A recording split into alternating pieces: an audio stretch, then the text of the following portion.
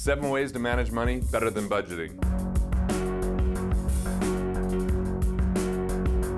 Budgeting is one of the best ways to be poor the rest of your life. But also, if you never get a handle on your money, you're definitely going to stay poor for the rest of your life. So rather than spending the majority of your time cutting back, limiting quality of life in the name of a better future one day, someday, you can use mindful cash management. See, instead of being a miser, you can choose to be mindful. I'm a recovering miser. I mean, dinner with my wife back in the day was me lecturing her if she ordered wine. I should pretty much bring out a chart and say, if we invest that over the next 50 years, one day, someday, it's going to be thousands of dollars. We actually even fought over, buying dishes and pots and pans and china when we were first married because I didn't think we needed any of that stuff, and she did. But I thought, well, we could put all that money in our bank account. I even said that we should live in her parents' basement for free. She wasn't really up for that, She said, anyway, it's a little ridiculous. But instead of delaying gratification until the day you die, you can create an infrastructure to prepare for the future while enjoying life along the way. I call that living wealthy. I met Nancy Ogilvy. This was probably 15, 17 years ago, and I just had won this award for MDRT. It was back in the days of selling mutual funds and life insurance, and it was kind of like a rookie of the year type of thing, so very proud. And I knew that her and this other woman, Kim, were working with Robert Kiyosaki as financial advisors, so I really respected and looked up to her, and we were in this conversation. And my mindset was all about scrimping and saving and sacrificing, and budgeting was my life. It was going to be my way to wealth. And as I start talking to her about everything, I really opened up, and she just turned to me and she goes, you know what? I wonder what it's like living in the financial prison that you built for your wife. Wow, that like really hit me hard, because I was thinking about it. All my arguments with my wife were really around budgeting. I wasted so much of my time trying to save on utilities, and I wouldn't buy basic things unless they were actually for my business. And when my wife as a teacher wanted to buy supplies for a classroom, I'm like, they should be paying you, not you buying stuff for the classroom. But she wanted to be an extraordinary teacher, and I was limiting that because it was all about shrinking thinking. We thought, or at least I did, we were going to shrink our way to wealth. Well, there is a better way. There's a different way, and it's a much more enjoyable way, and you'll end up wealthier as well. This is called mindful cash management. The main tenets comes down to 7 things. These 7 things are the ways that you can not only liberate your mind, but you can improve your money and your financial situation. So what's the first one? It's so basic and simple, never discount it. It's to pay yourself first. Now, George S. Clason wrote a book back in the 1920s. It was called The Richest Man in Babylon. He said, you should pay yourself first. That was the entire kind of metaphor and analogy and story throughout the entire book. So how do you do that? You automatically sweep money into an account. So if you're putting money into your personal checking, have a certain percentage automatically be saved into what I would call a wealth capture account. It can be a checking, a savings, or a money market. It's not about the return on the money, it's the return of the money. But you want to make sure it's not commingled. So if you can automatically save, then you'll have opportunity in the future to deliberately invest. So many people say that they're saving money, but they put it into a retirement plan that they can't touch without penalties, in investments that are very volatile and can go up and down in value. What I'm looking is for stability, security, and accessibility of the money. So this is about building a peace of mind fund. What I mean by peace of mind fund is your mindset matters, and if you feel more abundant, if you think more abundant, if you have kind of this cash that's on hand, so if there's a financial cash flow crunch, if there's a situation where there's a health challenge or time that you want to spend with your family because of some issue that's going on, you've got some staying power. You want to build that up to at least 6 months of personal expenses liquid. Now, I know that might seem like a lot of money, and for those that are living paycheck to paycheck or even going in the red, I'm going to give you more insight as we go throughout this video, but I want to make sure you know why first.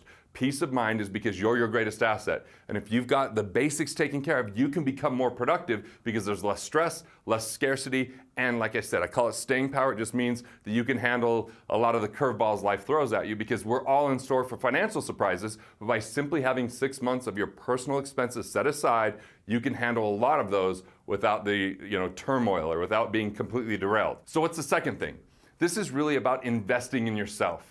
This is about creating conditions of abundance, allowing you to be a better creator of value and expanding your means. So in mindful cash management, we're looking at you and saying, how can you make more money? In budgeting, it's how can you save more money? That's a more infinite game of value for others, of delivering that value, serving others, solving problems. If the only problem you're solving is how you could budget, how you could set money aside, and how you can scrimp, save, and sacrifice, that limiting thinking is reductionist. Reduction is not the way to wealth. It's production is the way. So the questions I ask in investing in yourself is, where do you add the most value? And how can you develop those skills to the fullest? Those skills that allow you to serve and solve those problems, right? This is about being able to make more money because you are your greatest asset, not some stock, bond, or piece of real estate. All right, so the first thing is automatically save, then deliberately invest. The second thing is to invest in yourself. The third is you've got to learn how to manage your risk. So there's a lot of people that don't manage their risk. They invest in very speculative things. They hope that it's going to work out. They hear about a hot stock tip, or they hear about some crypto thing that's going on, or some scheme where someone's made a bunch of money and they try to jump in, and sometimes it's the wrong time, or it's not even something you understand. So that's part of managing your risk. It's also about setting up the proper insurance structure, where you're insuring the catastrophic things with insurance companies in an efficient way and taking care of the inconsequential things on your own, so you're getting more bang for your insurance buck, but then you don't have something derailed or devastated when something comes up. That you have the right corporate structure if you own a business. Because if you don't own a business, you have a 4 times higher likelihood to be audited, and you have unlimited liability on you personally. And even having estate planning structures. Estate planning can say what you want to have happen to your money after you're gone. It can save on taxes. It can create liability protection when other people try to invade it. And most importantly, it can protect the money from your heirs so they're not spoiled by a bunch of cash that they weren't expecting. So really the best way to do this is to focus on your education. That's how you're going to mitigate risk. What can you do to understand what you're investing in? Watching these videos, increasing your financial IQ, building the right team around you. What are the ways that you can do true due diligence? So you can even use collateral when you're investing, like the banks do. When you go get a mortgage, they're looking at the home as collateral. You can protect the downside. There's maybe ways that when the market dips, if it dips too much, you don't have to participate in the whole downside. That's called a trailing stop loss. And most of all, protect your mindset. This could be how you get up and start your day, by investing in yourself, by body, mind, and spirit, or what I would call exercise, education, and enlightenment. What are the things that create conditions of abundance? Because it's not the noise of the world and the busyness and the problems of the world. It's you start your day investing in that situation for you, like your health, because health is part of your wealth, in your education, so you know more and that you can make better decisions and choices. And then on the enlightenment side, that's more about like making sure you either pray or meditate or have gratitude so that you put yourself in the right mindset to be more productive. Remember, investing in yourself, and you are your greatest asset. So the fourth thing is about plugging the leaks. Plugging the leaks, because hey, leaks aren't good, right? I had an old 75 Chevy pickup truck. Every time I put gas in it, it would leak because there was rust, because the carburetor would stick. So I had to get that fixed. If I just kept putting more gas in it, it becomes less and less efficient, to the point where I'm getting gallons per mile instead of miles per gallon. So how do you plug the leaks? Well, it begins with increasing your financial IQ. So you have an overall savvy on how can you save on taxes. If you're getting a refund from the government, that means you give them an interest-free loan. Maybe you change your exemptions. Or maybe you learn about the things that you can do if you're a business owner to save on tax. Or how can you save on interest? I've got videos and resources on how you can save on interest by structuring your loans properly, by taking underperforming assets to pay off higher interest rate loans so you have a guaranteed return and improved on cash flow. It might be renegotiating on your interest rates or getting a better credit score so that you could refinance or restructure. There's other places where you can plug leaks, like finding where there's non-performing fees or unnecessary commissions. If you have any investments out there, that could be just fees for legal and admin fees or retirement plan fees, that there's lower cost providers that don't lower your overall performance because it's simply the structure within it. And really look for duplicate coverages or costs within your insurance. Because if you have low deductibles, you might have higher premiums. And maybe increasing deductibles means you pay less and use it for bigger amounts of insurance, the higher, more catastrophic things. So this is really about keeping more of what you make without painful budgeting. It's about being efficient, not just scrimping. The fifth thing, and this is a game changer, the fifth thing is to create economic independence.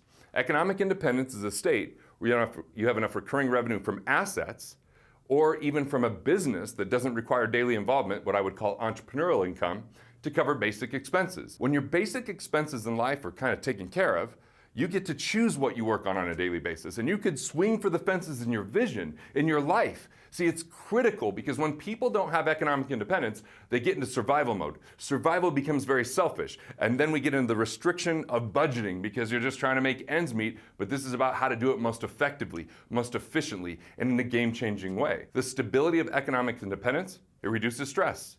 And ultimately, I watched it improve marriages, because a lot of the reason why people list for divorce is because of money problems. So what's the sixth thing you can do here? It's to build your team. The majority of the game is won when the team is picked. Don't try to do everything yourself. Utilize experts. Now, I'm not saying completely rely on experts or relegate to experts where you just hand it over and hope they take care of you. You can't delegate your legacy or your financial responsibility, but you can leverage other people's expertise. So the way we leverage expertise, you can go to wealthfactory.com/private. If you're trying to build a financial team, that's an organization that could support you in that.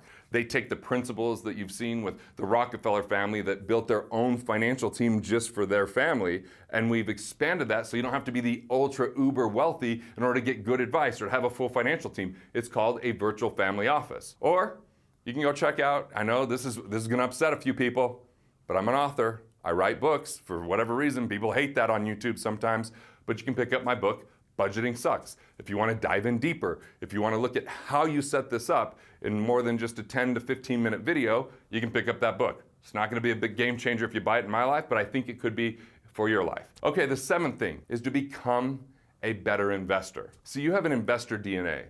It's your competencies. It's the things that drive you. It's really your values. And when you focus on the things that make sense, you start to understand risk isn't in the investments. Risk is in the investor. So what kind of investor are you? If you could focus on just a few things that make a lot of sense to you, that you really have ability towards, it helps you to become that better investor. So what type of investor are you? Are you good at real estate or not so good at real estate? Are you good with stocks and bonds, or does that not really interest you? Are tax liens something you want to study and immerse yourself in?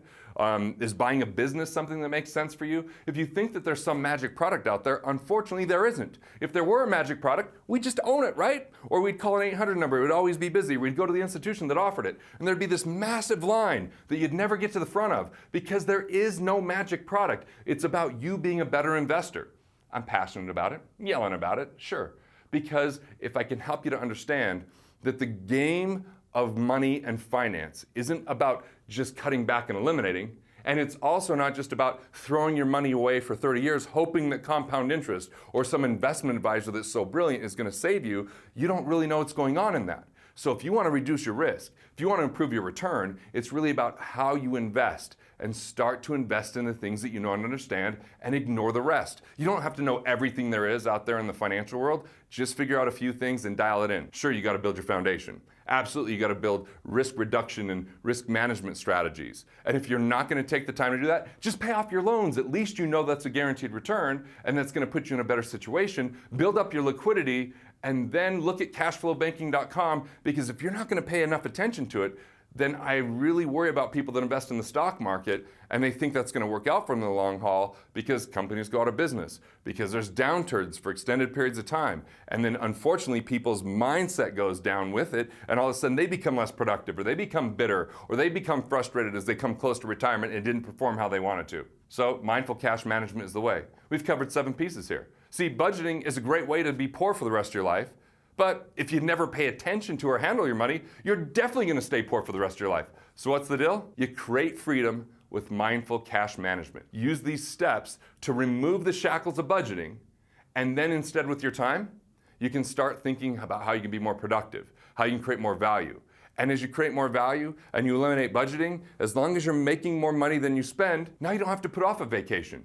You don't have to wait to launch that business or product. Do you have a message that you want to share, but you haven't had the time? Well, budgeting has us think that we don't have the money or time because it's all about elimination. Today, I want you to focus on creation. Someday is now today. It's time to expand your means. It's time to create value. It's time to take control over your financial destiny, to mindful cash management and living a life that you love. Now you have the knowledge to transform your thoughts into profits and build that life that you love. If you're looking for more on this topic, check out my video on the 7 foundational pieces of how to create wealth. You'll learn about how the current ideas about how to make wealth are totally bass-ackwards, and how you can start your investments off on the very best path. I'll see you there.